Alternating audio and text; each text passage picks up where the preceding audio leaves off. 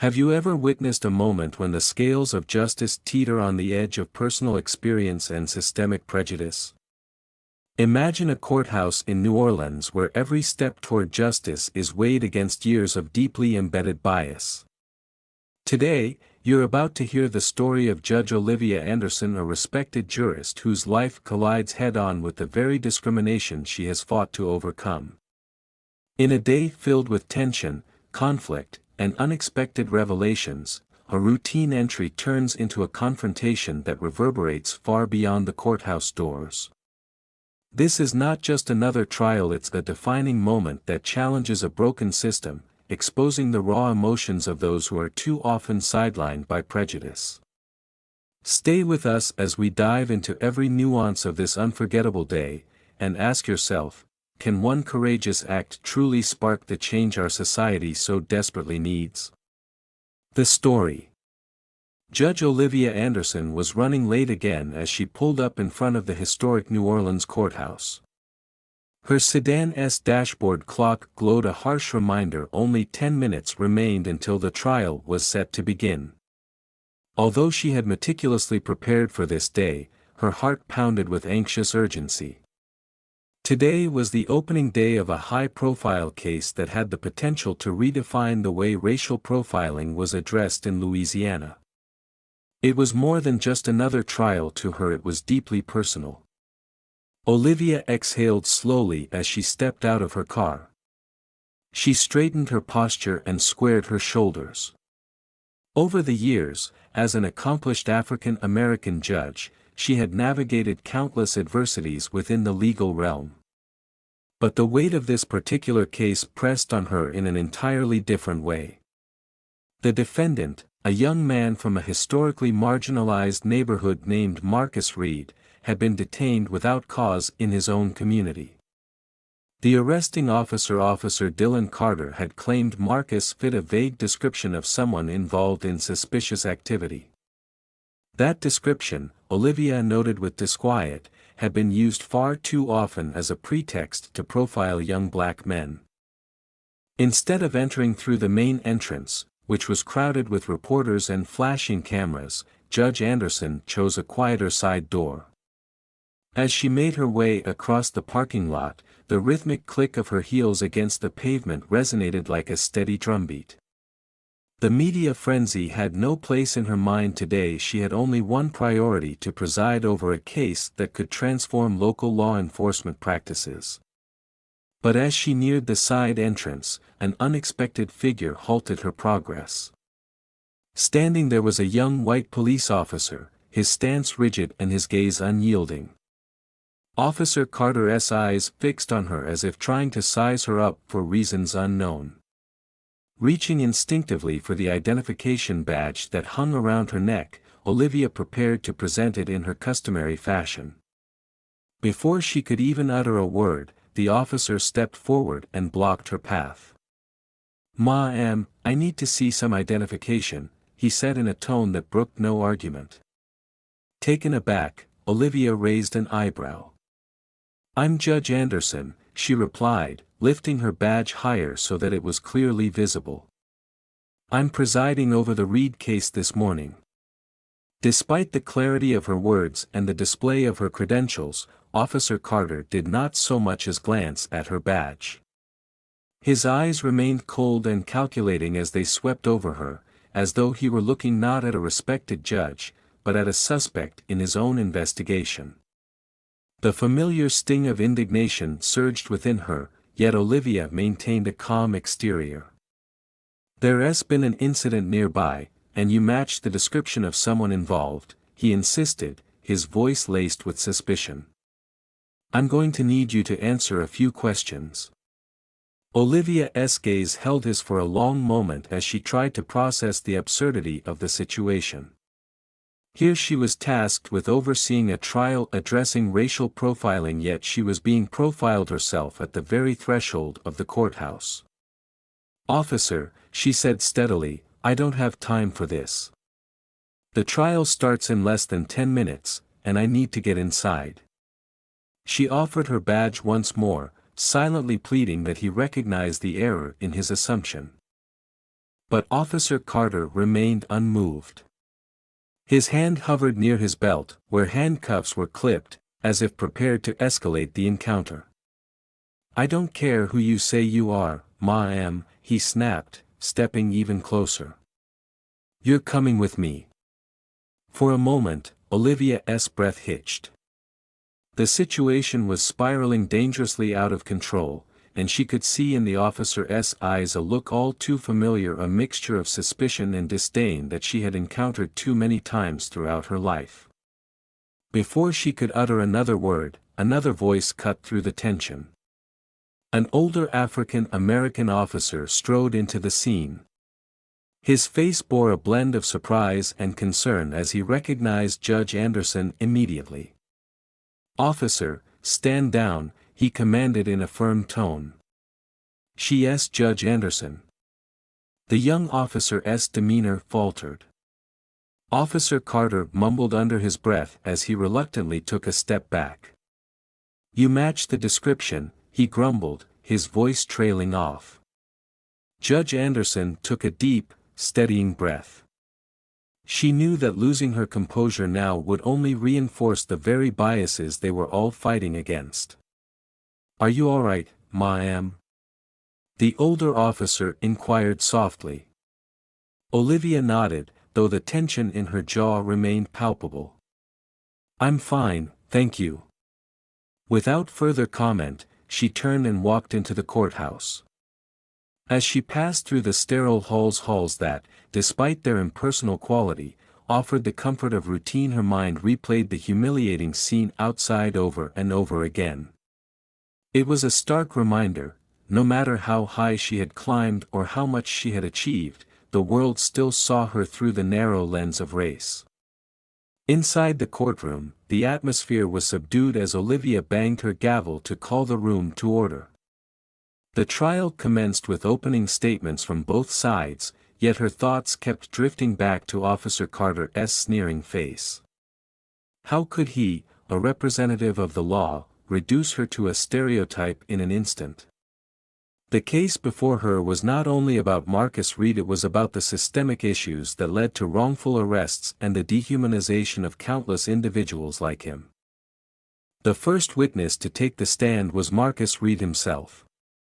His testimony was raw and wrenching as he recounted the humiliating experience of being stopped in his own neighborhood. He described, in painstaking detail, how he had been walking down his block, a place where he had grown up and belonged, when a police car's flashing lights forced him to halt. Despite having done nothing wrong and certainly not behaving suspiciously, he was treated like a criminal. His hands had been cuffed, and he was forced into a degrading display of authority, right there in front of his neighbors. As Marcus spoke, every word weighed heavily on Olivia's heart. She had heard similar accounts too many times before, but this was different, this was personal. The case was not just a legal battle, it was a mirror reflecting the countless injustices experienced by black citizens every day. Yet even as Marcus's testimony unfolded, a subtle tension simmered in the background. Without warning, the door at the back of the courtroom creaked open. Olivia's heart sank as she recognized the young officer from earlier, Officer Carter. His face was pale and tense as he made his way to the witness stand, his every movement betraying discomfort. The prosecutor, Detective Rebecca Collins, wasted no time addressing the courtroom. "We would like to call Officer Dylan Carter to the stand," she announced in a measured tone. Olivia barely had time to register his name before the officer took the stand. His posture was stiff, his movements awkward, as though he were acutely aware of the role he had played in the earlier confrontation. Despite his attempts to remain professional, his nervous glances and fidgeting betrayed his inner turmoil. Throughout the questioning, he was forced to describe his involvement in Marcus Reed's arrest. "I was patrolling the neighborhood when I saw Reed," Officer Carter began, his voice lacking the confidence he had displayed outside. His words seemed rehearsed, as if he were trying to convince not only the court but also himself that he had acted correctly. Olivia could not shake the feeling that he was out of place, that the very system he belonged to had molded him into someone incapable of impartial judgment. The prosecutor's questions grew sharper and more pointed. What exactly made Mr. Reed appear out of place? She pressed, her tone cutting through the murmur of the courtroom. Officer Carter fidgeted in his seat, his eyes darting around as if searching for an escape. I didn't find anything that suggested he had committed a crime," he stammered, his face flushing with embarrassment. In that moment, the courtroom fell into a heavy silence. Olivia's grip on her gavel tightened. She had already reviewed the case file. Marcus Reed had been waiting for a ride share. There was no criminal behavior, only the unfortunate consequence of being a black man in the wrong place at the wrong time. The tension in the room became almost tangible as the prosecutor continued her relentless interrogation. Every word she spoke served as a reminder of the broader injustice that the case represented, a system where assumptions based on race led to wrongful arrests, humiliation, and a cycle of prejudice that was all too familiar. Officer Carter's testimony began to unravel under the scrutiny of the evidence and the weight of his own inconsistencies. His eyes, which earlier had held a glimmer of misplaced authority, now flickered with discomfort and a dawning realization of his own error.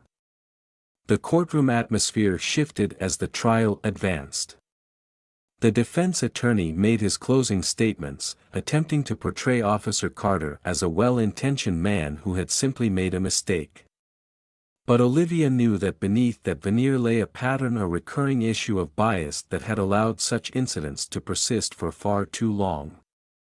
The prosecutor, Detective Collins, rose for her final argument. Her voice, steady and imbued with conviction, filled the courtroom as she addressed the jury. "This case is not just about Marcus Reed," she declared. "It's about a pattern we see too often in our justice system. It's about officers like Dylan Carter, who, upon seeing a young black man in his neighborhood, jump to conclusions and assume guilt. Such assumptions lead to wrongful arrests, public humiliation, and a cascading injustice that affects entire communities. It's time we say enough is enough." Every word from Detective Collins resonated deeply with everyone present. The jury listened intently, their faces a blend of resolve and contemplation, as if understanding that the case transcended the fate of one individual. After hours of deliberation, the moment of truth finally arrived. The courtroom held its collective breath as the jury foreman, a composed, middle-aged woman with a tightly bound bun, stood with a slip of paper in her hand. "Your Honor," she said, her voice trembling just slightly under the weight of responsibility, "we have a verdict."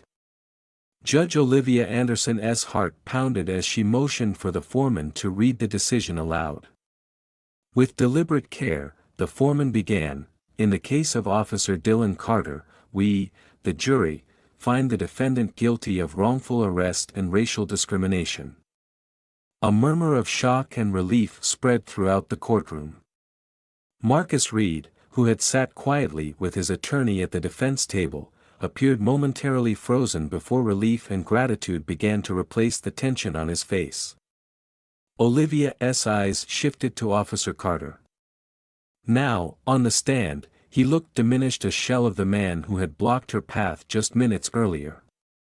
His hands were clenched tightly, his face pale, as if the full weight of his actions was crushing him. The room was quiet for a heartbeat before Officer Carter, his voice quivering with emotion, managed to speak. "Your Honor," he began, swallowing hard, I need to say something."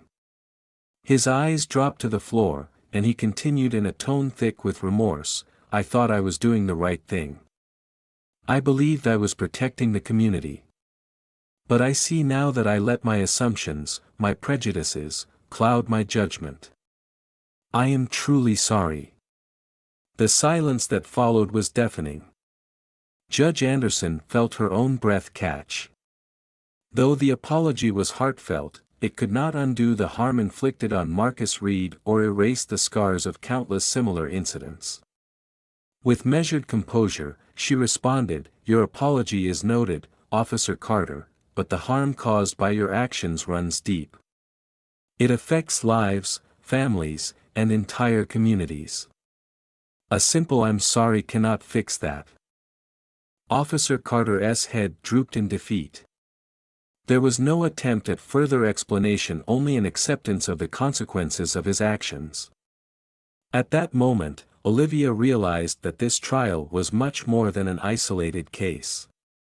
It was a stark reflection of a flawed system, one that had allowed bias and injustice to flourish unchecked for far too long. After court was adjourned, the courtroom began to empty slowly. Reporters scrambled for the exits, and people filed out into the cool air of New Orleans. Marcus Reed embraced his family, his eyes brimming with relief and exhaustion. Judge Anderson, however, remained seated at the bench for a few moments longer, contemplating the emotional toll of the day. Though she had fulfilled her duty and presided fairly over the trial, the encounter at the courthouse entrance and the unfolding of events inside had left an indelible mark on her spirit. Later that morning, as the courthouse buzzed with anticipation over the verdict's national implications, Olivia found herself alone in her chambers. The files were spread across her desk, and the muffled sounds of reporters and protesters outside served as a constant reminder that the issues at stake were larger than any one case. News outlets across the country had seized upon the trial as a symbol of systemic racism, a symbol that demanded accountability and reform. In that reflective solitude, Judge Anderson was joined once more by Sergeant Victor Gomez, the older officer who had intervened earlier. His face, lined with concern and something resembling hope, broke the silence as he approached her desk. "Judge Anderson," he said softly, "may I have a word?" Olivia looked up, a mixture of surprise and curiosity in her eyes. "Of course, Sergeant Gomez," she replied, gesturing for him to sit down. Sergeant Gomez folded his hands and continued, "I wanted to speak to you about what happened today with Officer Carter. He's not a bad kid, you know, but he has blind spots that have been nurtured by a system steeped in prejudice." Olivia's gaze narrowed slightly. "You mean racism?" she asked, her tone edged with bitterness. Victor nodded, his eyes filled with regret. "Yes, exactly that. But I want you to know that I'm trying to change things from the inside. I believe we can chip away at this problem, even if change doesn't come overnight." Olivia studied him carefully. There was a weariness in his eyes, yet also a spark of determination that resonated with her own inner resolve. "What do you suggest I do?" she asked quietly. "Every day I preside over cases like this, I see firsthand how deep these injustices run. I feel responsible, even if it's just one case, for holding people accountable." Sergeant Gomez leaned forward, his voice earnest. "You keep doing what you're doing, Judge Anderson. Your integrity, your willingness to confront these issues head-on, that's how we start changing this broken system. It won't be easy, and there will be setbacks. But every case, every verdict, every step forward matters." Olivia allowed his words to sink in. Despite the overwhelming challenges and the emotional toll, she recognized that true change was incremental, a gradual process built on moments like today. "Piece by piece," she murmured, echoing his sentiment. "Piece by piece, we build a better future." As Sergeant Gomez departed, Judge Anderson sat back in her chair, staring out at the empty courtroom. The echoes of the day's proceedings still reverberated in her mind. It was clear to her that the trial was only one battle in a much larger war against systemic injustice. Even as justice had been delivered in this instance, the fight was far from over. Later that day, as the courthouse corridors filled once again with the hum of everyday activity, Olivia made her way back toward the side exit, this time to avoid the ever-present flash of cameras and intrusive microphones. She had barely pushed open the door when she found herself face to face with Officer Carter. There he was, leaning against the wall in the quiet corridor, his uniform hanging loosely on his frame as if the weight of the trial had diminished him physically as well as emotionally. For a long moment, neither spoke. The tension between them was palpable, a complex mixture of guilt, anger, and raw vulnerability. Finally, Officer Carter broke the silence. "Judge Anderson," he began haltingly, his eyes searching hers, "I didn't expect to see you here." Olivia's face remained impassive as she waited for him to continue. "I've been thinking," he said slowly, his voice laden with remorse, "about everything that happened today, about what I did to you and to Marcus Reed. I know that saying I'm sorry isn't enough to undo the harm, but I need you to know that I never intended for any of this to happen." Her eyes narrowed as his words echoed a refrain she had heard countless times before. "You didn't mean for it to happen," she repeated coolly. "Yet it did happen, Officer Carter, and it continues to happen to Marcus, to me, and to countless others who faced the same prejudices day in and day out." Officer Carter's shoulders slumped, his voice barely above a whisper. "I know I screwed up. I allowed my biases, ingrained over years of training in a flawed system, to dictate my actions. I'm trying to understand, to change, but it's not as simple as unlearning everything overnight."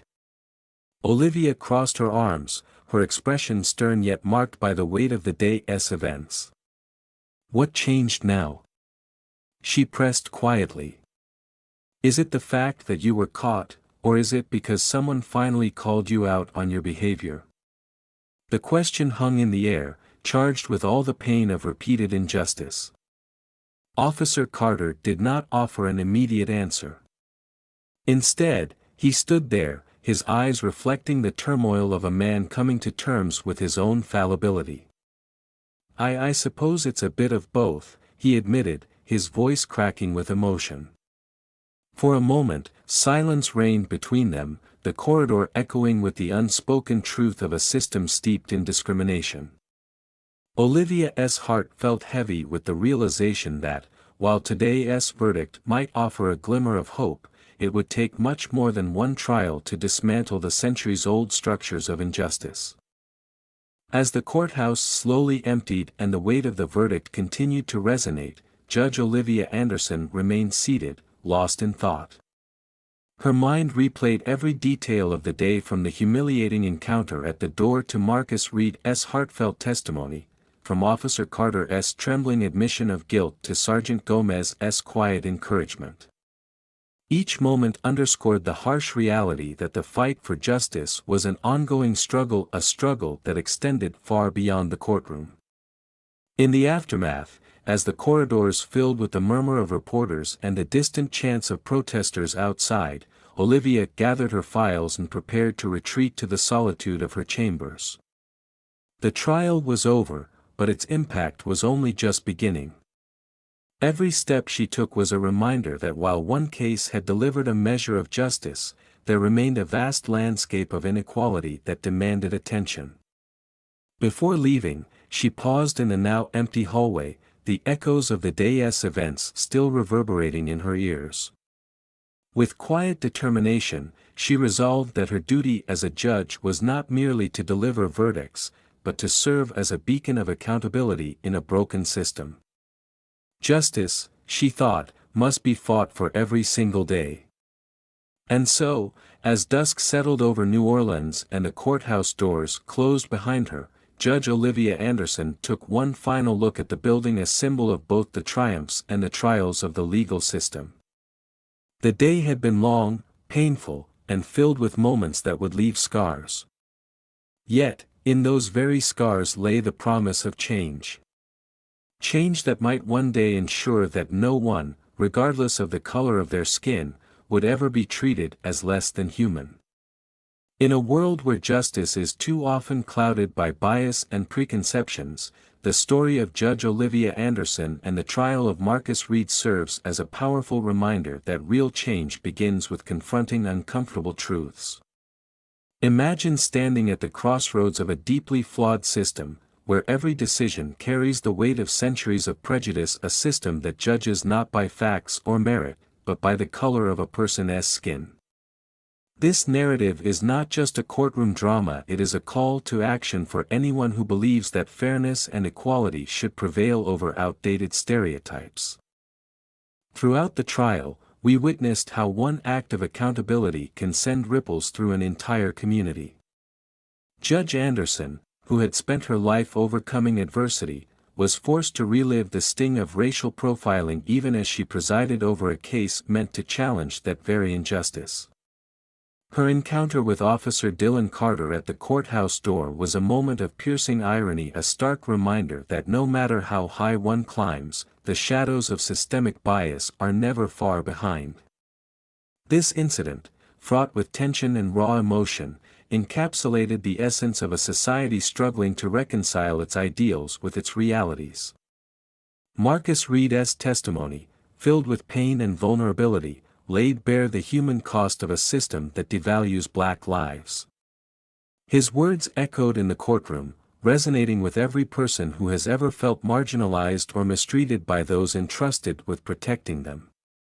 It wasn't merely a case of wrongful arrest, it was a microcosm of a broader, pervasive injustice, a relentless cycle that dehumanizes individuals and fractures communities. The trial, with all its twists and turns, became a mirror reflecting the everyday battles against discrimination, urging us to look beyond headlines and statistics to see the human stories behind them. Yet, within this struggle, there emerged a spark of hope. The trial's verdict, a guilty finding for wrongful arrest and racial discrimination, was not just a legal outcome, it was a symbolic victory. It signaled that accountability, though often elusive, is possible when people are willing to stand up against injustice. However, the story does not end with the verdict. The remorse shown by Officer Carter, though insufficient to erase the harm caused, opened a window into the possibility of redemption and transformation. His faltering apology underscored the painful reality that change is not instantaneous, but rather the result of persistent efforts and honest self-reflection. Judge Anderson's unwavering resolve in the face of personal and professional adversity offers a crucial lesson, that true leadership involves not only making tough decisions but also embodying the courage to confront one's own vulnerabilities. Her commitment to justice despite the heavy burden of her experiences reminds us that reforming a broken system starts with individuals who are willing to challenge the status quo, no matter the personal cost. The trial became a battleground where the fight for equality was waged with every word spoken and every verdict delivered, urging us to consider our role in shaping a more just society. For the American audience, this story resonates on multiple levels. It confronts us with the uncomfortable truth that prejudice can lurk in the most unexpected places, even within the very institutions designed to uphold justice. It challenges us to question the narratives we have long accepted and to demand a society where every person is judged solely on their actions and character, not on the color of their skin. This narrative compels us to recognize that every act of discrimination, no matter how small, contributes to a larger pattern of injustice that affects us all. As we reflect on the lessons from this profound trial, one truth becomes clear: change is an ongoing journey that requires collective effort, empathy, and the relentless pursuit of fairness. The story of Judge Anderson and Marcus Reed is far from over, it is merely the beginning of a conversation that spans communities and generations. It calls on each of us to question, to act, and to support those who dare to challenge an unjust system. So, as we stand at the threshold of what comes next, we must ask ourselves, in a society where the fight for justice is continuous, what will it take for us to finally break free from the chains of prejudice and build a future where every voice is heard and every life is valued? How will the journey toward true accountability shape the next chapter in our shared pursuit of equality? Stay tuned as we delve deeper into these questions in our next story, exploring the transformative power of accountability and the unyielding quest for justice in America.